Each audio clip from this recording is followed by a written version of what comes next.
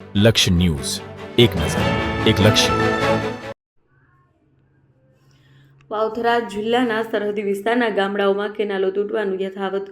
કોની મહેરબાનીથી અધિકારીઓ અને કોન્ટ્રાક્ટરો કેનાલો રિપેરિંગ અને સફાઈ જેવી કામગીરીમાં ઊંધે માથે પડી ભ્રષ્ટાચાર કરી રહ્યા છે.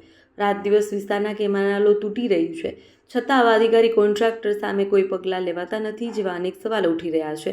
જોકે આજે ફરી એક વખત કેનાલ તૂટવાનો સિલસિલો નજરે પડ્યો છે. ધરણીધર તાલુકાના પ્રતાપપુરા ગામની સીમમાંથી નીકળતા ઈજાણા ઢીમા ડિસ્ટ્રિક્ટ કેનાલમાં ભંગાણ સર્જાતા આજુબાજુના ખેડૂતોના ખેતરોમાં સરોવરમાં ફેરવાઈ ગયા બાદ નર્મદા વિભાગ જવાબદાર અધિકારીઓ અને કોન્ટ્રાક્ટરો દ્વારા મોટા પ્રમાણમાં આંખો મીચી કરેલા ભ્રષ્ટાચાર એક મહિનામાં ઉજાગર થતા ગયા. તો જો કે વાત કરવામાં આવે તો કેનાલ એક મહિના અગાઉ જ બનાવવામાં આવી છે અને માત્ર પાણી છોડાયાના 15 દિવસથી થોડા સમય થયો છે.